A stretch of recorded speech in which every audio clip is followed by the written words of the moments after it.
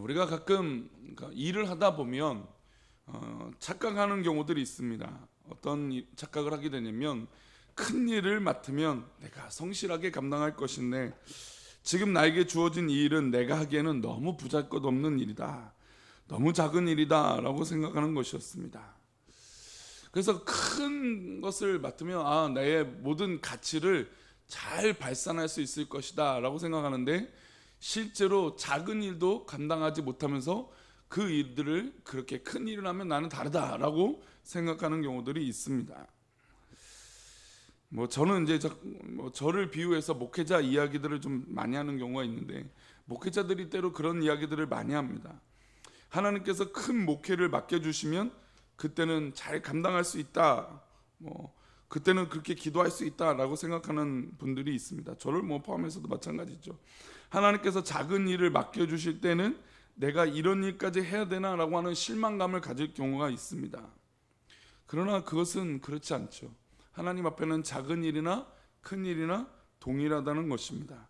작은 일을 감당할 훈련이 되어 있지 않는 경우 큰 일을 맡아서도 동일하다는 것이죠. 그래서 제가 이제 큰 교회에 계신 분들을 다 비방하는 건 아니지만, 다 똑같다고 얘기 드리는 건 아니지만, 대부분이 이제 큰 교회에 있다 보면 이미지화되는 경우들이 있습니다.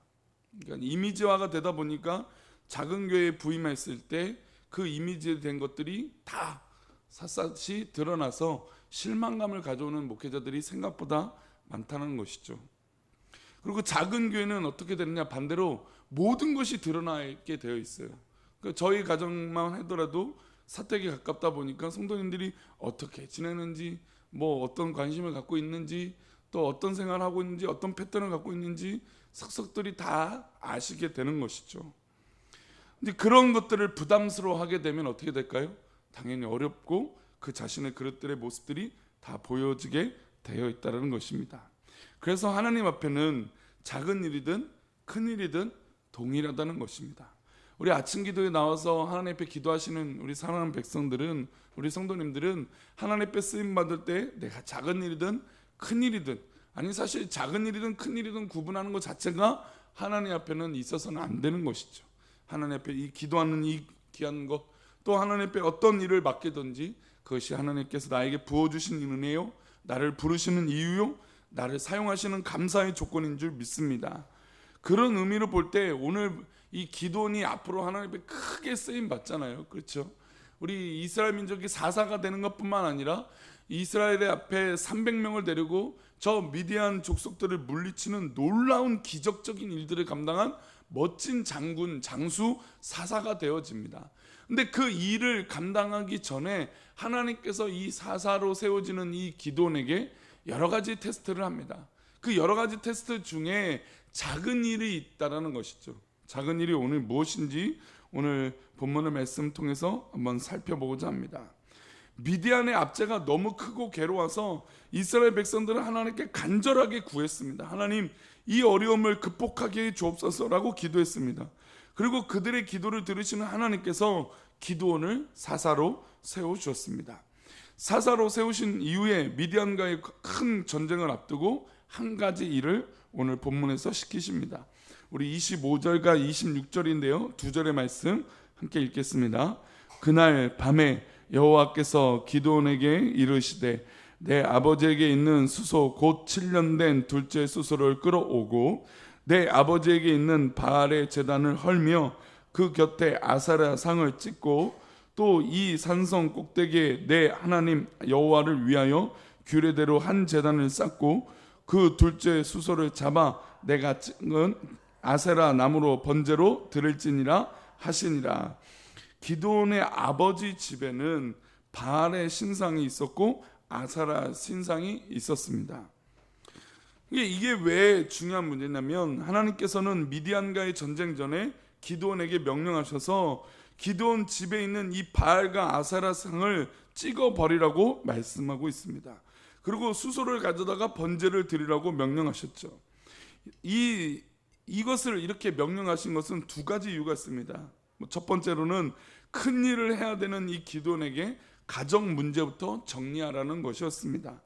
앞으로 미디안과의 싸움에서 기드온이 큰 일을 감당해야 되는 사사로서 하나님 앞에 쓰임 받아야 되는데, 자기 가정, 자기 집에 있는 이 바알 신상 그리고 아세라 상을 섬기고 있는 그런 모습, 아니 그들이 인식하지 못하고 있는 이 바알과 아세라 상이 있는 이 가정의 문제들을 하나님께서 먼저 해결하라는 것입니다. 아니 하나님 앞에 쓰임받는 이 사사가 자기의 집에 이런 아세라상이 있고 바알상이 있다는 것, 그것이 영적 권위가 어떻게 서겠습니까? 그렇죠. 제가 서론에 말씀드린 대로 목회자가 샅샅이 드러나는 게 어떻게 보면 작은 교회일 수도 있고, 죄송합니다, 제가 작다 크다라는 말은 제가 정말 좋아하는 표현이 아닌데, 이런 표현을 써놨을 때 할 때 우리가 구분을 짓는 거니까 들었을 때 굉장히 많은 것들이 드러난다는 것이죠. 그런데 목회자의 가정이 변화되지 않으면서 성도들에게는 이렇게 하라 저렇게 하라라는 것이 굉장히 샅샅이 드러났기 때문에 어렵다라는 것입니다. 마치 그런 문제예요.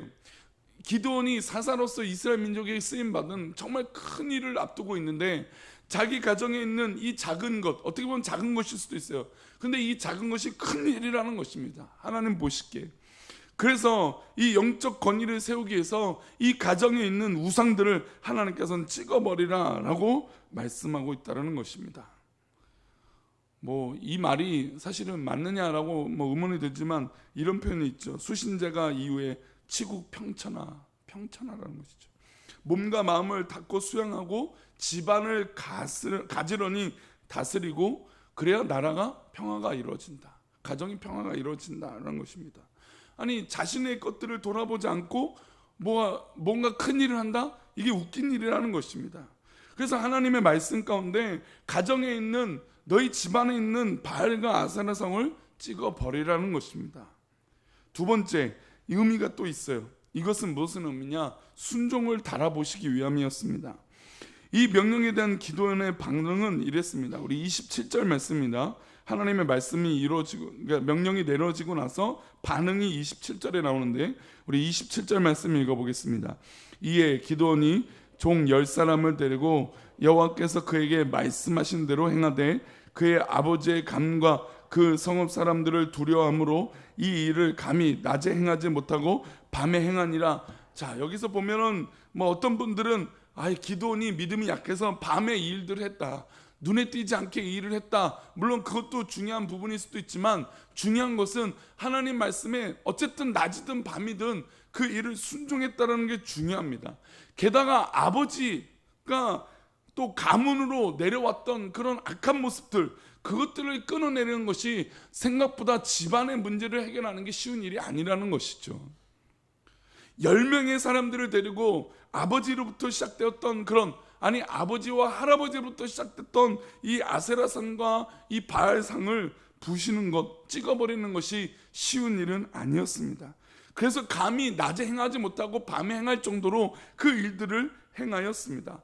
어떻게 보면 이스라엘 민족의 그 불악의 상징적인 일일 수도 있습니다. 그러나 하나님 일이기에 그 일들을 감당했다는 것입니다.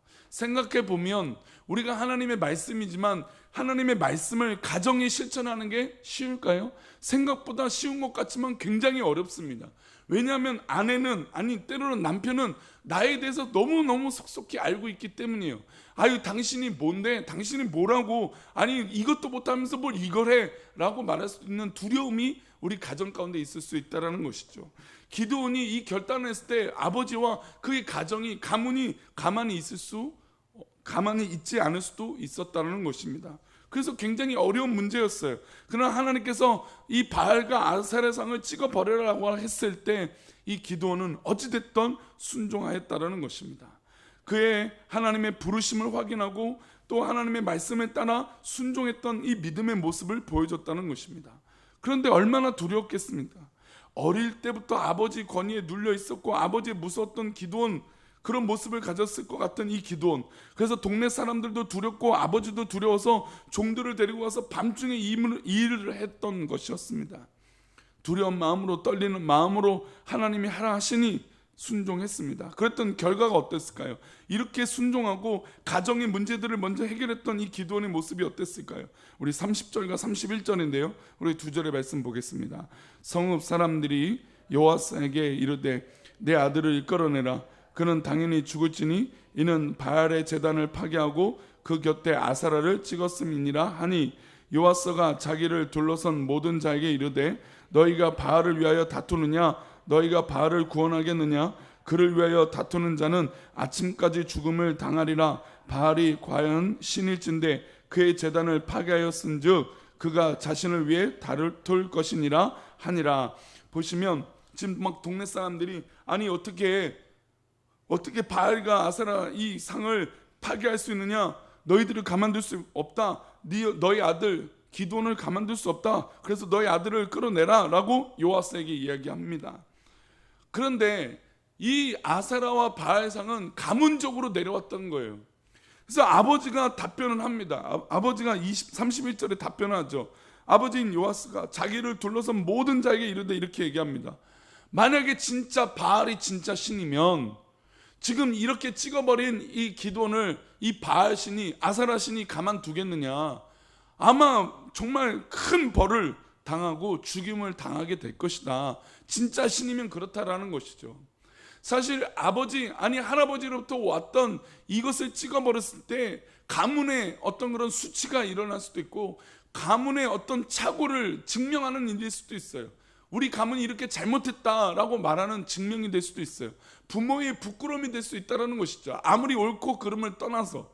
그런데 이 요아스가 정말 내 아들이 잘못한 일이라면 정말 이 바알과 아세라가 진짜 신이면 이것을 가만두지 않을 것이다 라고 오히려 누가 변호하고 있습니까? 그의 아버지가 변호하고 있다는 것이죠.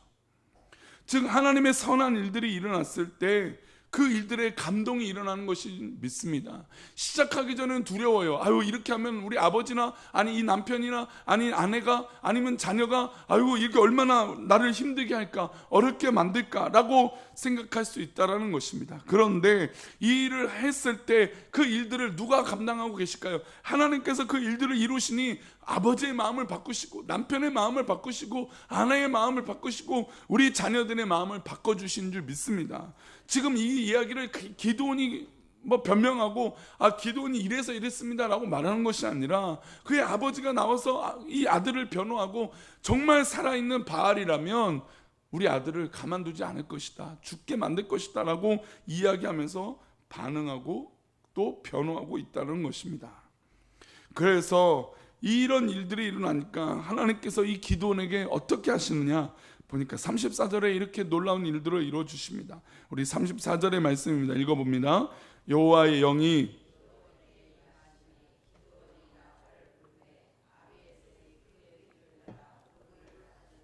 할렐루야. 우리에게 중요한 건 하나님의 성령이 우리 가운데 임하여 우리의 몸과 마음을 우리 모든 앞길을 우리 성령께서 인도하시는 것인지 믿습니다.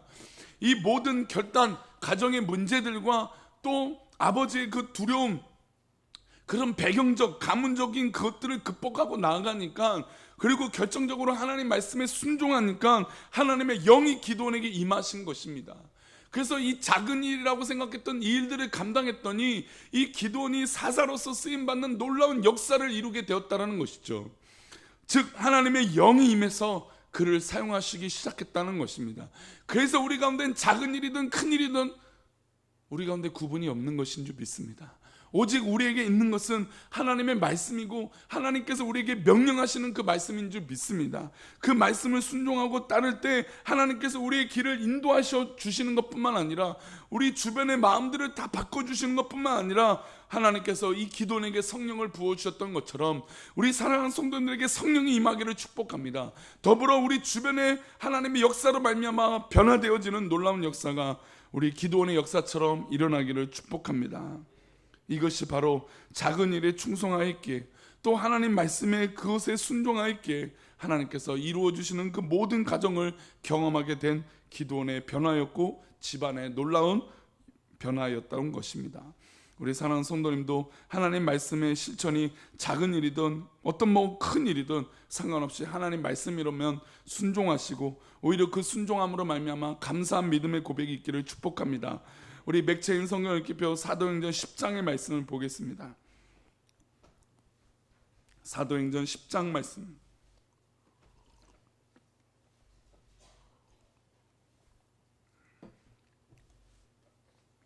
사도행전 10장의 말씀입니다.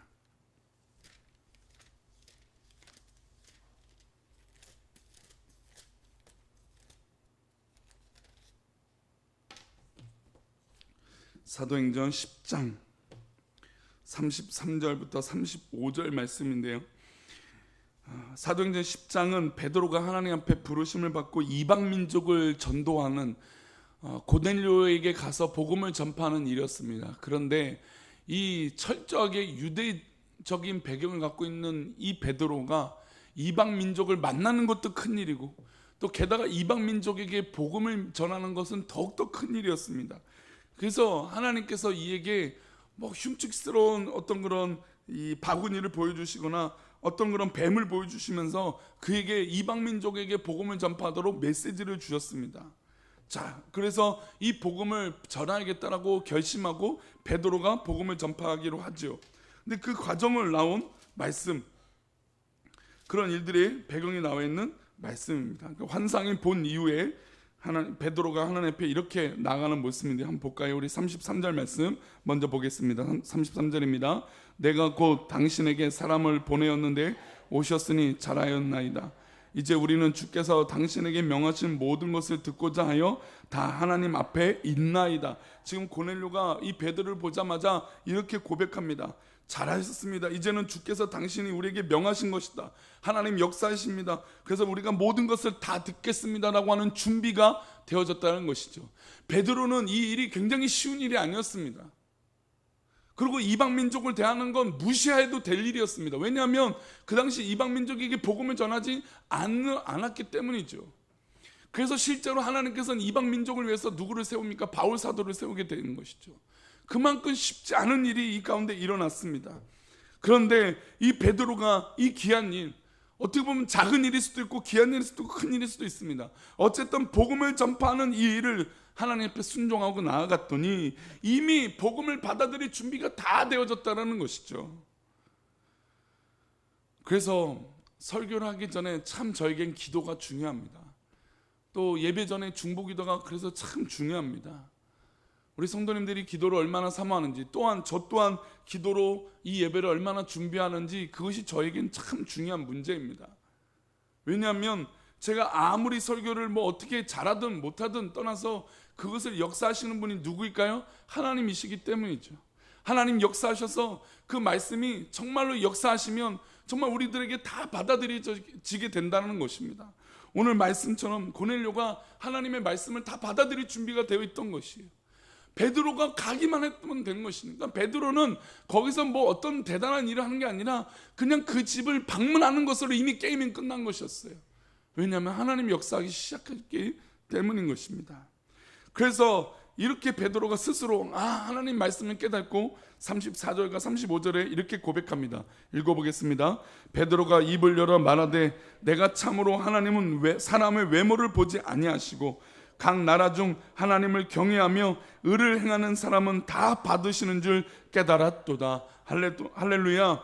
하나님은 사람의 외모를 보지 않는다는 것입니다. 하나님은 그 중심을 보시고 하나님은 그 복음을 받아들이는 그 모든 상황을 예비하고 계신다는 것이죠. 그렇다면 오늘 우리도 이 하루 가운데 누구를 만나든지 어떤 상황이 있든지 기도원처럼 하나님 말씀이면 순종하시기를 축복합니다.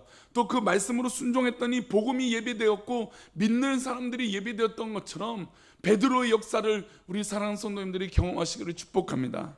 이 모든 시작은 하나님의 말씀이 작은 일이든 큰 일이든 어떤 상황이든 순종했을 때 일어났던 일이라는 것입니다. 오늘 하나님의 말씀을 또 하나님의 복음을 순종하며 살아갈 때 하나님의 역사를 경험하시는 우리 귀한 사랑하는 성도님 되실 줄 믿습니다. 기도하겠습니다. 하나님 감사합니다.